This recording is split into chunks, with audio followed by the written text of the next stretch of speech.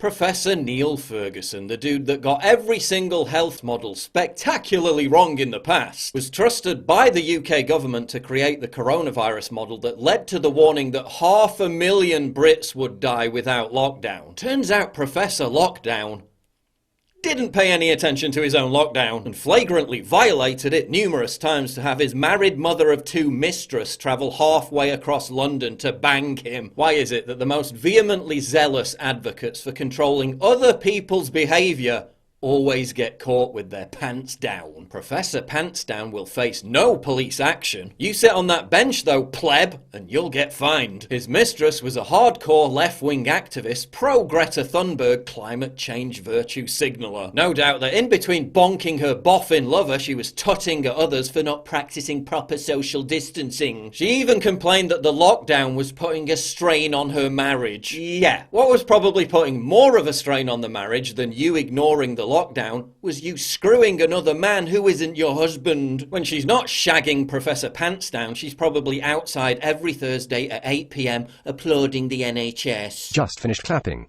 Hands are pretty sore, but by God my neighbours are in no doubt as to how much I care about the NHS. Hashtag clap for the NHS. It's 2021, we're still in lockdown, and clapping the NHS is made mandatory. And if I refuse? Don't. What if I refuse? I'm telling you, don't. What happens if I refuse? Then you are not compatible. What happens then? You will be deleted. Lefties, when they see the neighbours at number 10 haven't come outside to clap.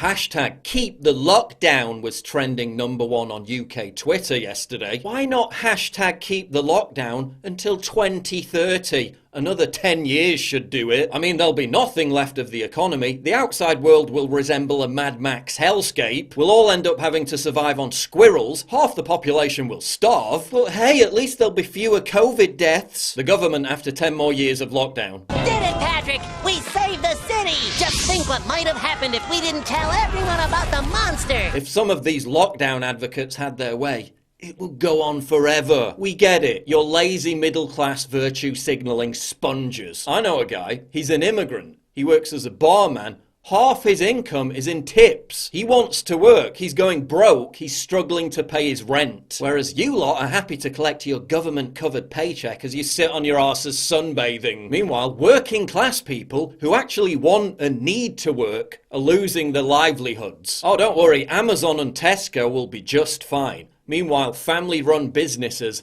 are disappearing. Pick one of your family members and tell them, I am willing to offer your life in exchange for my freedom and economy.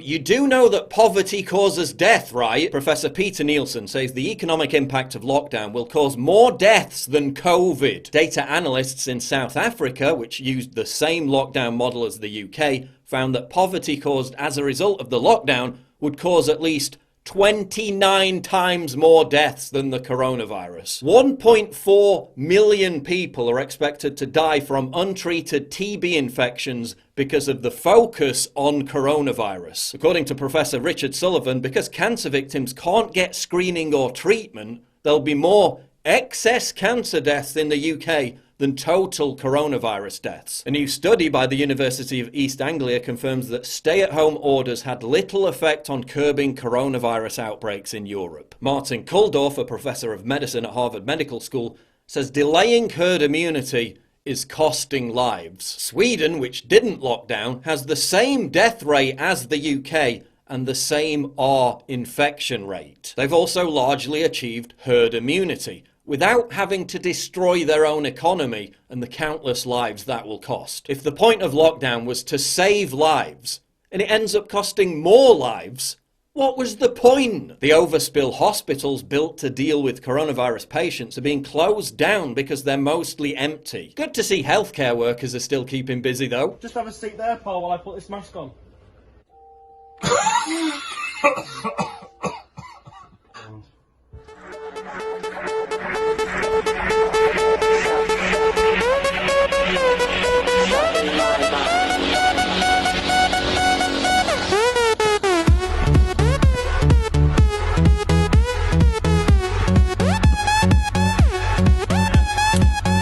Cuckdown supporters are not happy with us being under house arrest. No, they want the law to be even more draconian. A poll found that 40% wanted a total ban on outdoor exercise and 60% wanted the closure of all parks. I'm sure the same people would support a government ban on opening your frigging window. Please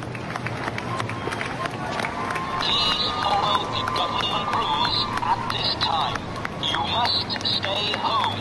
Only be outside for food, for health reasons, for exercise, or if you're an essential key worker.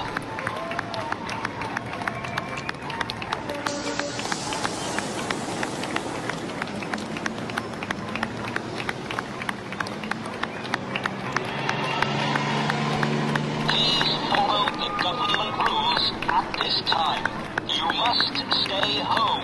Only be outside for food, for health reasons, for exercise, or if you're an essential key worker.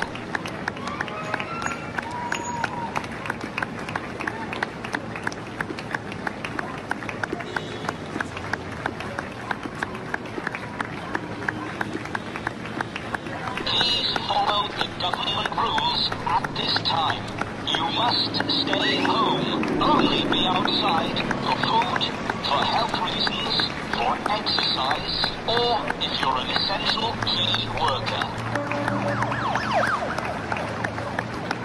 Notting Hill Carnival has been cancelled. Thousands of middle-class white hipster women won't be able to prove they're not racist by allowing a black man to aggressively dry hump them in public. What a shame. And we'll be deprived of scenes like this. What a shame. Now they're saying pubs aren't going to be open until the end of August. Going to a pub in England should be considered a human right. Meanwhile, 100,000 people from foreign countries continue to land at UK airports every single week with zero health screenings whatsoever. We're one of 2 countries in the entire world not performing any health screenings. 18 million people landed in the UK, many of them from coronavirus hotspots in the time period before lockdown. Boat migrants in record numbers are being given a taxi service by the government to enter the country, while Nigel Farage gets a police visit for reporting on it. Pubs closed, borders open. Telling Brits they can't go to the pub all summer. Yeah, good luck with that. But don't worry, because we're going to be allowed to exercise more than once a day. Life after lockdown? Live in a pod, work in a pod, socialise in a pod. Classy outdoor dining in the age of social distancing. Small glass cabins built for 2 or 3 people. Waiters wear gloves and transparent face shields and use a long board to serve dishes to ensure minimal physical contact with customers. The booths certainly look glamorous. Glorified greenhouses, yes, so glamorous. Also, you know in summer that greenhouses get hot?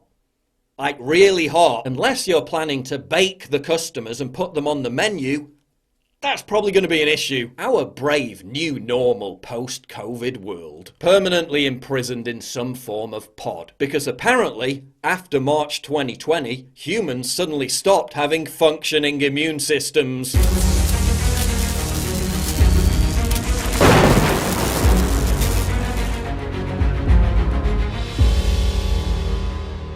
It's absolutely crucial for you to help me fight the war on free speech by supporting me via Subscribe Star, link in description, and also signing up for my free newsletter at summit.news/newsletter.